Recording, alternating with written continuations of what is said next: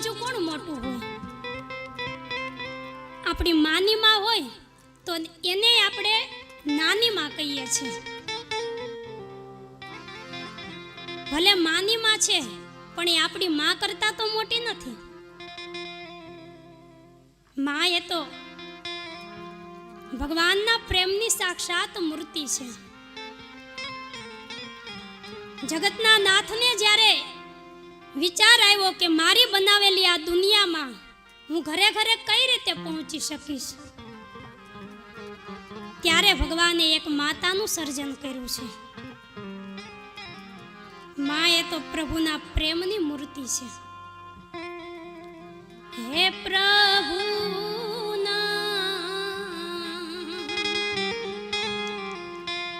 હે પ્રેમ તણી ઈ પૂતળી રેલો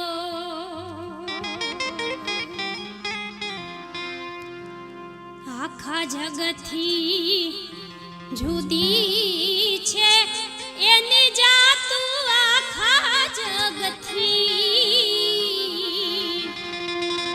હે જુદી છે એની જાતું રે જનનીની. હે જોડ સખી નહીં જડે રેલો. હે મારી જનનીની.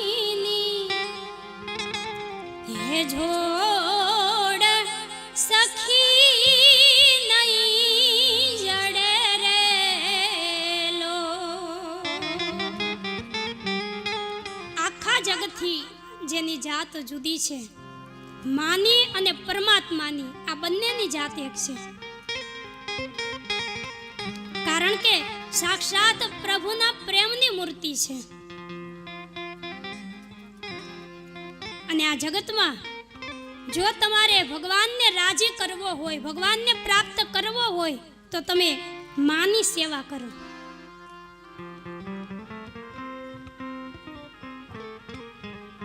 ભગવાનની સેવા કરવાથી, ભગવાનની પૂજા કરવાથી જગતમાં આપણને ક્યાંય માં નહીં મળે.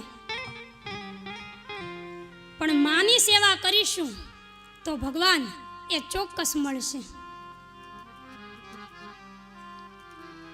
કારણ કે આપણો દેશ એ તો માતૃદેવો ભવ પિતૃદેવો ભવનો દેશ છે. અને આ જ જગતમાં આપણા દેશમાં, જે દેશમાં માતા પિતાની પૂજા થાય એ જ દેશની અંદર અત્યારે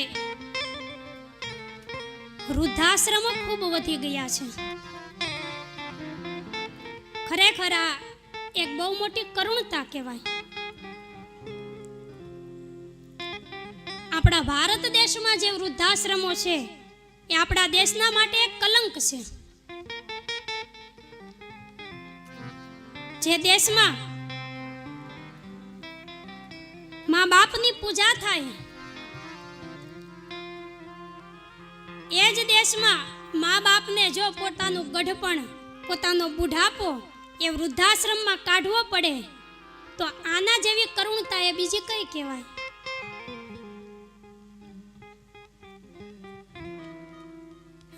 વ્યવસ્થાના બાને ઠીક છે કે કોઈ એવા માતા પિતા હોય કે જેને બુઢાપામાં કોઈ સહારો ન હોય, ઘડપણમાં કોઈ હાચવી શકે એમ ન હોય, એવા મા બાપને માટે વૃદ્ધાશ્રમ એક વ્યવસ્થા છે. પણ જે મા બાપને ચાર દીકરાઓ હોય અને એ મા બાપને પોતાનો બુઢાપો વૃદ્ધાશ્રમમાં કાઢવો પડે તો આના જેવી મોટી કરુણતા એ બીજી કઈ હોય? મા બાપ એક સાથે ચાર દીકરાઓને મોટા કરે છે.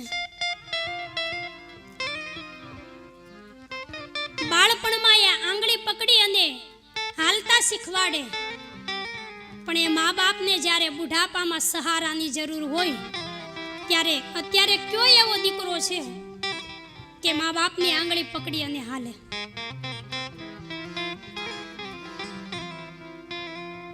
સંતાનો નાના હોય, બાળક નાનું હોય ત્યારે મા બાપ એને બોલતા શીખવાડે છે, અને એ જ દીકરો એ મોટો થઈ અને મા બાપને ચૂપ રહેતા શીખવાડે છે. ઘણાય દીકરાઓ એવા હોય છે જે મા બાપને કહેતા હોય કે તમે બોલો માં, તમને આમાં કઈ ખબર ન પડે, ચૂપ રહ્યો, શાના મના રહ્યો.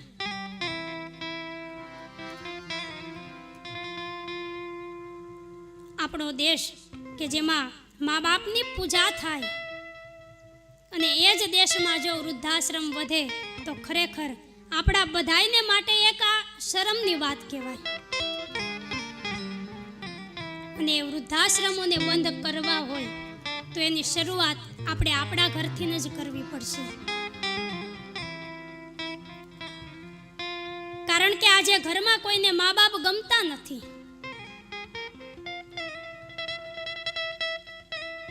સંતાનોને માતા પિતા ભણાવે, ગણાવે, મોટા કરે, ધંધે ચડાવે, નોકરી અપાવે, એને પરણાવે, ત્યાં સુધી કઈ વાંધો નથી આવતો. પણ જેવી ઘરમાં વહુ આવે એ પછી મા બાપ વૃદ્ધાશ્રમમાં જાય છે.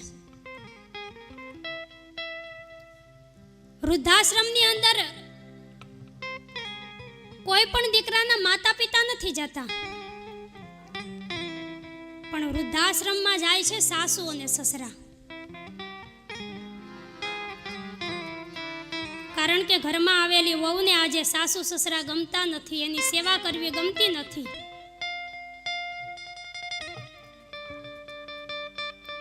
એટલે દીકરો એ મા બાપને જઈ અને વૃદ્ધાશ્રમમાં મૂકી આવે છે. પણ એટલું યાદ રાખજો કે મા બાપના ચરણોમાં 68 તીર્થ નિવાસ કરતા હોય. તમે પણ એક સંતાન છો. તમારી એવી ઈચ્છા હોય કે આપણા સંતાનો, આપણો દીકરો આપણી સેવા કરે, બુઢાપામાં આપણને હાચવે, તો તમે પણ તમારા મા બાપની સેવા કરો.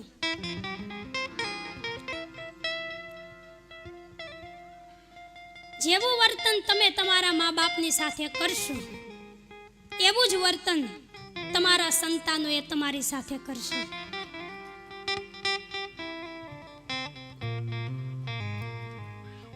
મા બાપની સેવા કરો, એને દુખી ન કરો.